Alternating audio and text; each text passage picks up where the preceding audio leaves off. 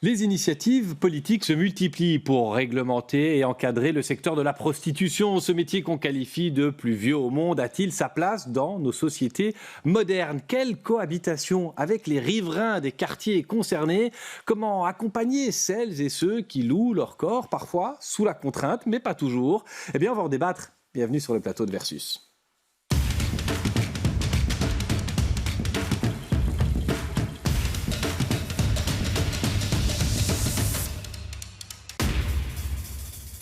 Avec comme chaque semaine 4 invités, dont Arthur Barsalou, bonjour. Vous êtes actif dans le comité de quartier Alhambra, un quartier parmi d'autres concerné par la prostitution de rue.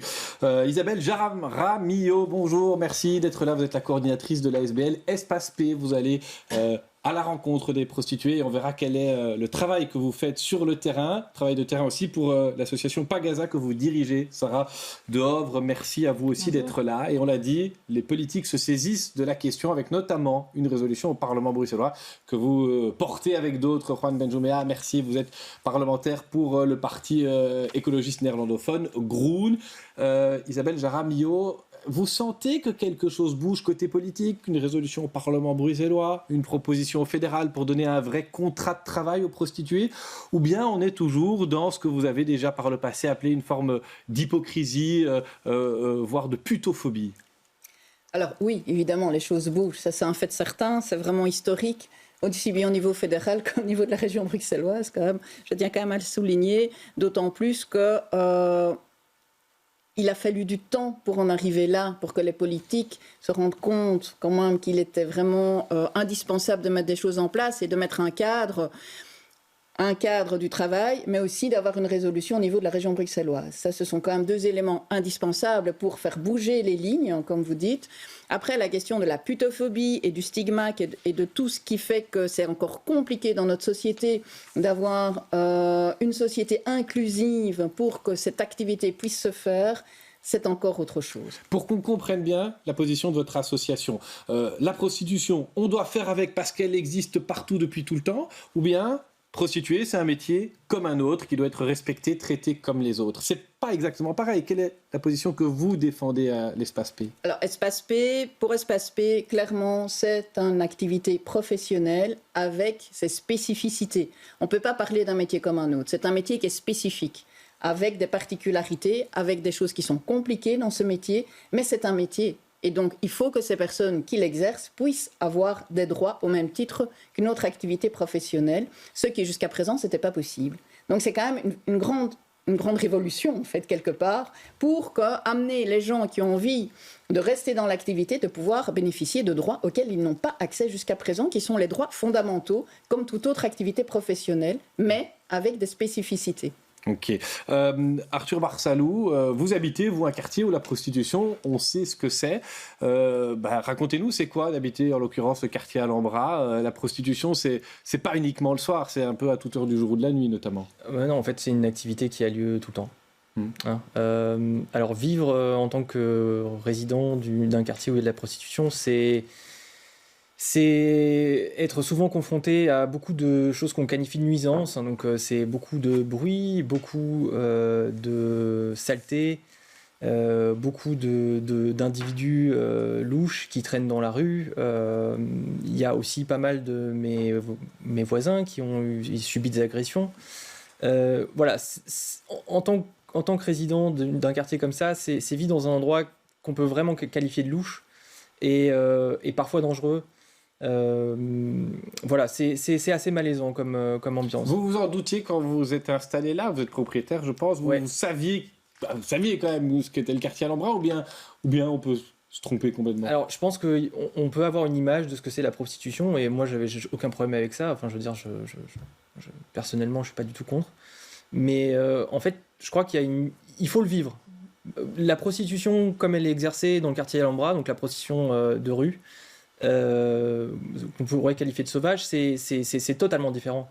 Parce qu'en fait, ça attire vraiment tout et n'importe quoi. On a de la traite d'êtres humains, on a des toxicomanes qui font le trottoir. Voilà, vraiment, on a beaucoup de choses, et en fait, ça a aussi attiré des cafés, le milieu de la prostitution, le milieu de la drogue aussi. Et donc, moi, je pensais qu'il y avait des prostituées, mais je me rendais pas compte de ce que ça impliquait réellement. En fait, en parlant avec mes voisins, en y vivant, je me suis rendu compte que ça a amené beaucoup d'autres choses, en fait. C'est quelque chose sur lequel vous travaillez avec votre association Pagasa, c'est de sortir, Madame de Hauvre, les prostituées de ce milieu quand ils ou elles en font le choix, la demande. J'imagine que c'est pas toujours facile. Si une prostituée vient vous trouver en disant « moi maintenant je veux sortir de tout ça, en fait je le fais sous la contrainte, on m'a menti, on m'a dit que ce serait facile », comment sont reçus ces gens quand ils vont par exemple à la police ou chez un avocat ? Oui, donc Pagasa est là pour aider les victimes d'exploitation, les victimes de traite des êtres humains. Donc c'est pas toute prostituée n'est pas victime de traite des êtres humains. Il y a vraiment une grande distinction à faire. La traite des êtres humains concerne l'exploitation. Donc ça veut dire qu'il y a une autre personne qui exploite le travailleur et qui l'a fait travailler dans des conditions tout à fait inhumaines et dégradantes, sans la payer ou en lui donnant un salaire minimal. C'est pas anecdotique ce genre de cas-là, ça se produit quotidiennement. Hélas, quotidiennement et dans beaucoup de secteurs, pas seulement dans la prostitution, mais donc avec les femmes prostituées qui ont été victimes d'exploitation, on les aide en effet à faire des démarches, à aller à la police, à dénoncer l'exploiteur et ensuite à reprendre leur vie. Quand elles vont à la police ou au CPS, on va après entendre ce que Juan Benjumea a à dire là-dessus, mais j'imagine que ce n'est pas évident d'aller avec des personnes qui sont en situation souvent précaire. C'est pas facile quand elles vont seules, donc on conseille vraiment de d'abord les envoyer vers chez nous, afin que nous puissions les accompagner et aller surtout vers les équipes de police formés et spécialisés dans la lutte contre la traite, parce que ce sont des policiers qui sont formés et qui savent très bien comment gérer, comment faire face à des personnes victimisées, comment faire face à des personnes fragilisées et à poser les bonnes questions et à les mettre à l'aise et surtout à respecter leurs droits, parce que ce sont des personnes qui ont des droits. Juan Benjumea, ça m'a frappé. Vous avez, avec d'autres parlementaires en commission, voté une résolution. Elle passe ce vendredi au Parlement bruxellois. Et on voit que vous faites une liste en disant on doit former les policiers, on doit former les services sociaux, les CPS. Tout ce monde-là ne sait pas que les prostituées ont des droits. Donc, c'est pas juste ne pas savoir que les travailleurs de sexe n'ont pas de droits. Parfois, ils ne sont pas de droits. Donc, c'est pas une question de savoir. Franchement, dans la loi belge, ils ne sont pas en accès aux droits. Donc, c'est une des choses qu'on devait régler depuis longtemps, qu'on a réglé, ou on commence à régler à petits pas, comme dit Madame Jaramillo, au niveau fédéral, au niveau bruxellois. C'est ce qu'on voit, c'est que toutes les personnes qui sont marginalisées à Bruxelles, ça peut être de la traite humaine, ça peut être on a parlé des toxicomanes, on a parlé de gens sans papier. Ce sont des gens qui, dans l'accès au CPS et dans l'accès à la police, ils ont beaucoup de difficultés à avoir accès à leurs droits qu'ils ont déjà. C'est parfois une question de formation des policiers, de comment parler à ces personnes qui sont parfois très traumatisées, qui sont écartées de la société, qui n'ont pas accès à un avocat, qui n'ont pas accès à des services sociaux normaux. Et donc, c'est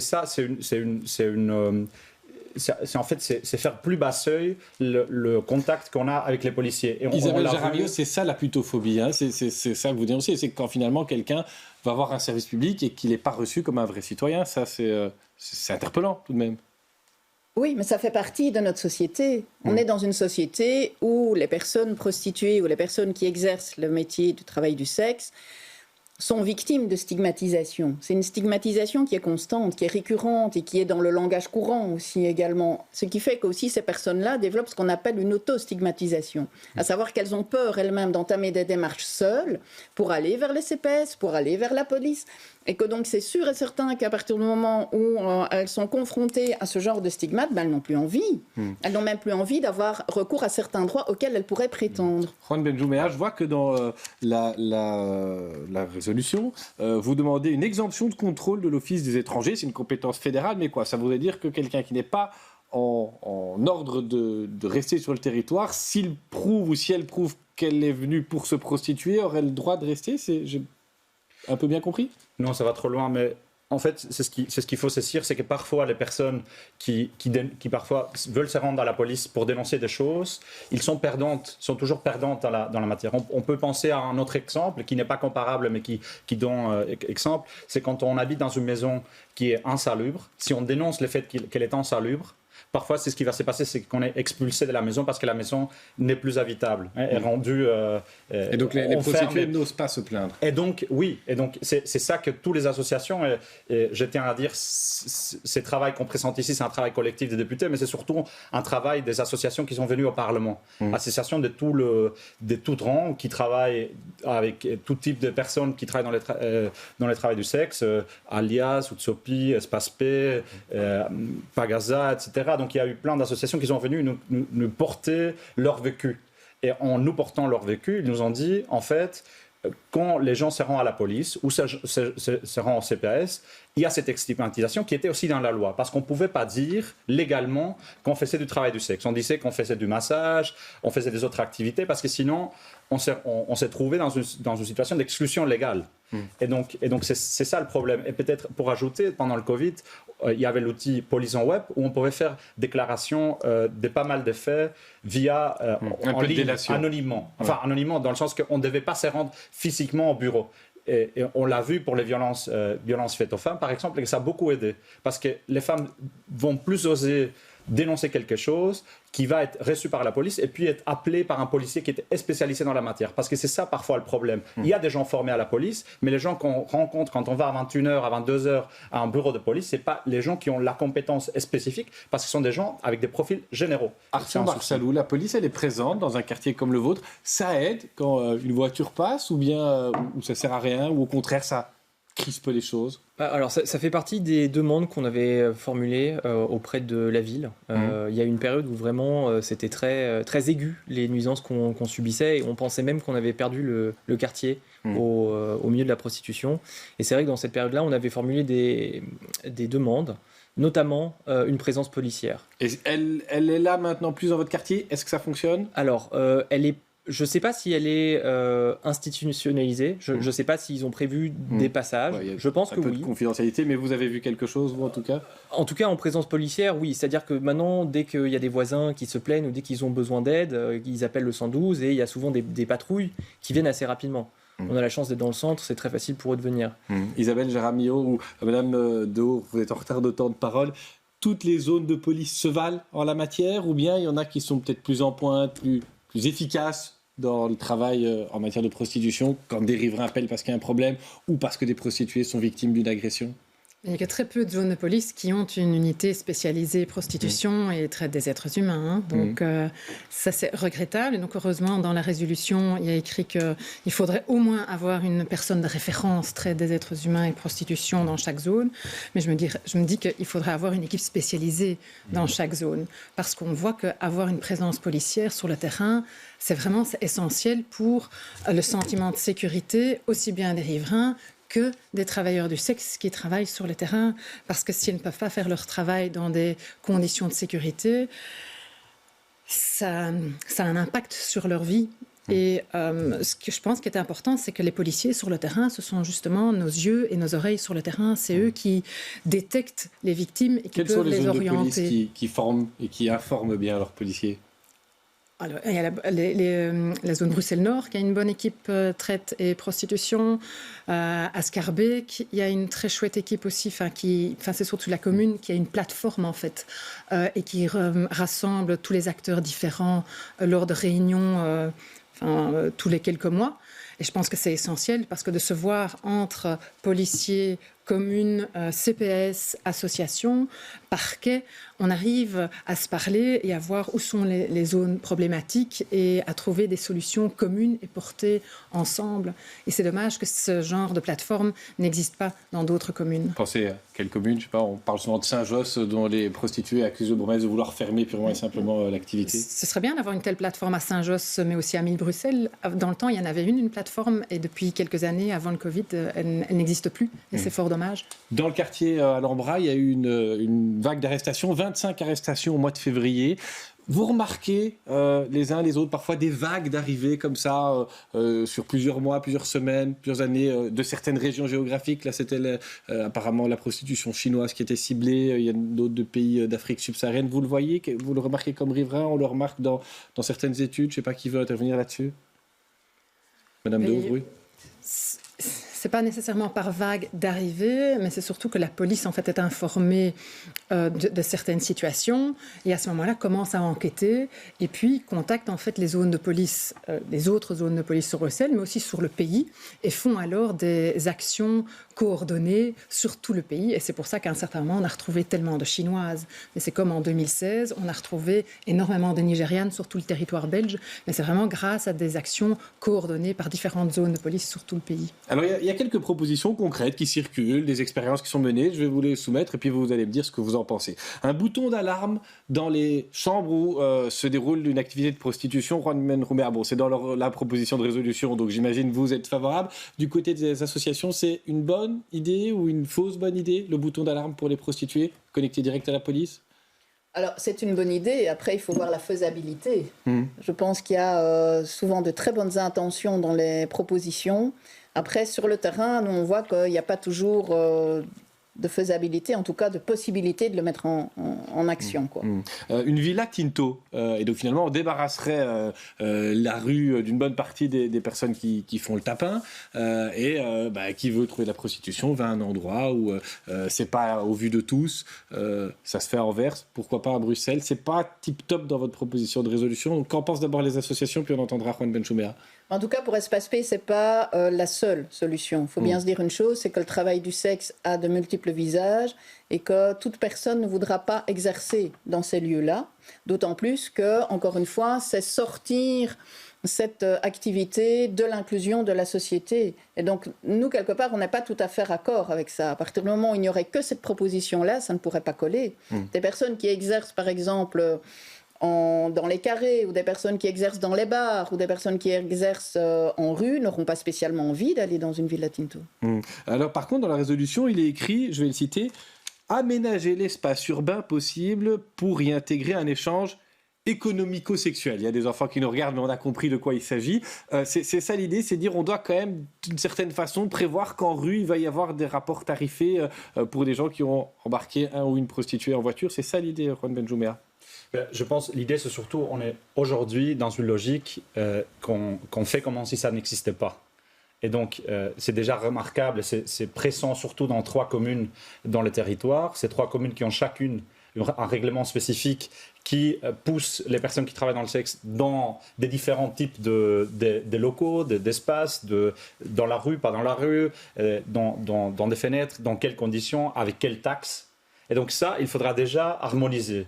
Et donc, c'est ce que nous, on a demandé, c'est de faire ensemble avec Perspective, voir comment dans le territoire bruxellois, cela peut être intégré, c'est-à-dire encadré, c'est-à-dire pour reparler de Villa Tinto, c'est ce que des associations qui travaillent là nous sont racontées, c'est qu'en fait, cela n'exclut pas n'exclut pas un rapport de dominance envers une personne qui travaille dans le sexe. Parce qu'on rentre dans Villa Tinto et on sort de Villa Tinto et il peut toujours y avoir quelqu'un qui demande 30%, 40% de ce que tu as gagné, qui peut intimider les gens qui ne sont pas liés à quelqu'un d'autre, qui peut contraindre les personnes. Et donc, c'est quelque chose, c'est un exemple. C'est pas la panacée. C'est pas la panacée et c'est pas suffisant. La proposition du ministre du Travail, Pierre-Yves Dermain, il y a un contrat de travail pour les prostituées. Est-ce que ça correspond à la réalité ou est-ce que c'est un peu une proposition en l'air?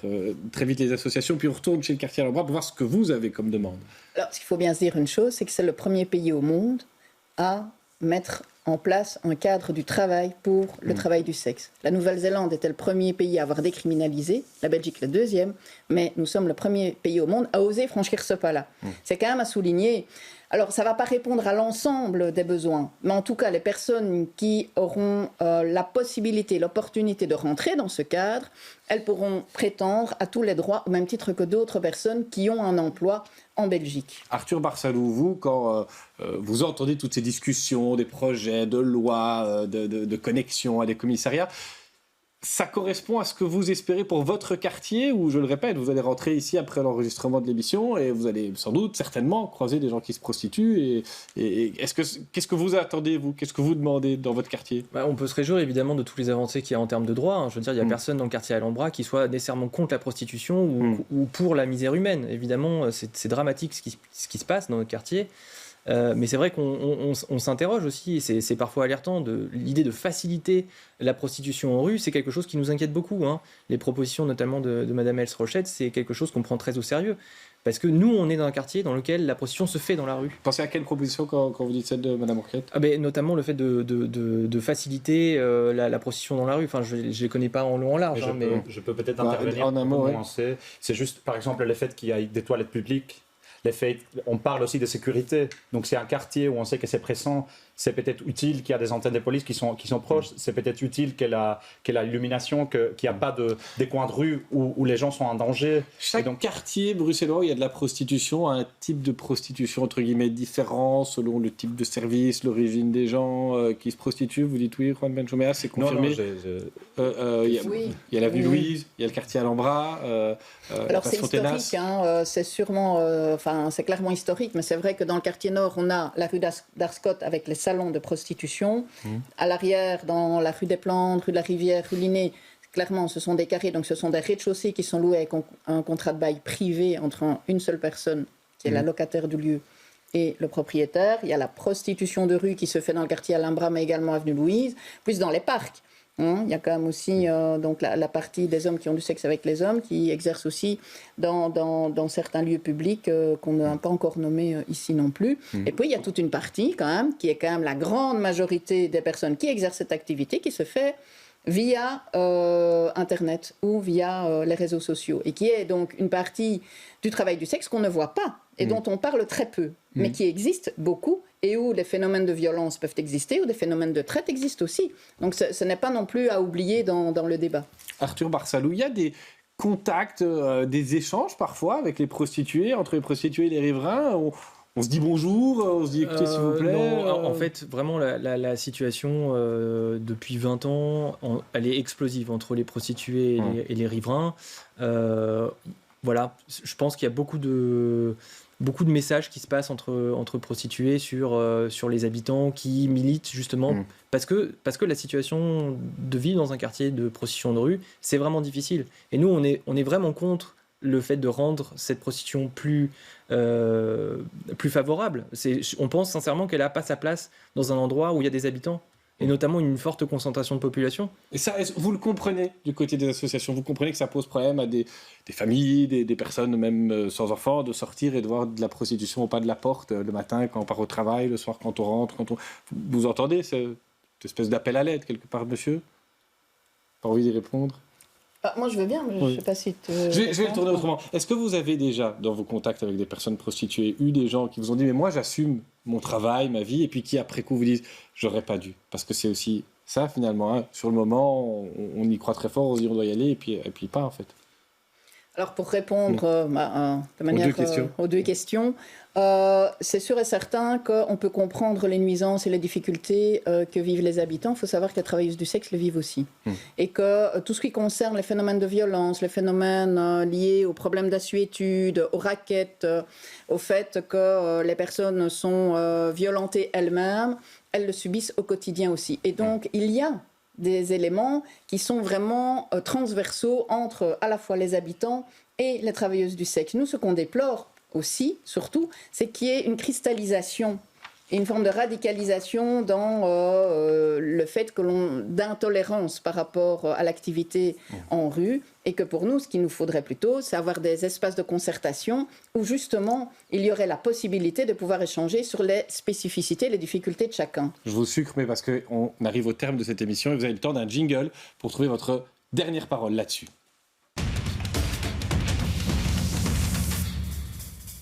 Et ce sera même 15 secondes chacun, Juan Benjumea. Ça doit être quoi l'urgence pour une ville comme Bruxelles en matière de prostitution ?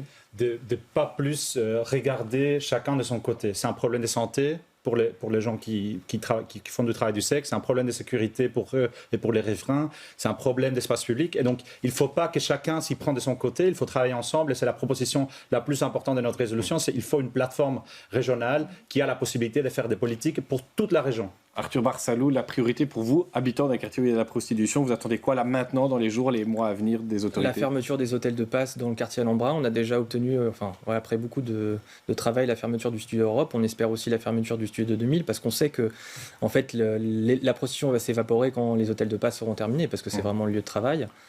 Sarah de Hovre, votre demande pour Pagasa pour les mois à venir? Toutes les mesures qui peuvent nous aider à détecter les femmes qui sont victimes d'exploitation et de traite des êtres humains sont les bienvenues, telles que la collaboration, le dialogue et le travail en équipe au-delà des limites. Isabelle Jaramillo, en 10 secondes, je suis désolé, mais l'heure tourne. Et donc, nous, en fait, ce qu'on voudrait, c'est qu'il y ait une concertation entre les communes qui ont en charge le travail du sexe dans l'espace public et qu'il y ait justement aussi une concertation avec les habitants du comité Alhambra, parce qu'en effet, pour nous, ce n'est pas une solution, la fermeture des hôtels. Au contraire, ça va encore plus clandestiniser les personnes et les mettre dans des situations de violence extrême. En tout cas, on suivra ça. Et on vous remercie tous les quatre d'être venus parler encore une fois dans le respect. C'était la dernière de la saison, mais l'information continue sur BX1 pendant tout l'été. Puis on se retrouvera à la rentrée avec plein de projets, plein de nouveautés. Très belle fin de semaine, à bientôt.